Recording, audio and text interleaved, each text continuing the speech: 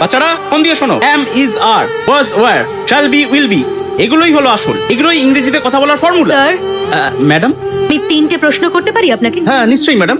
Is this the easy formula to speak English? হ্যাঁ madam, এটাই তো grammar. Why don't you talk in English?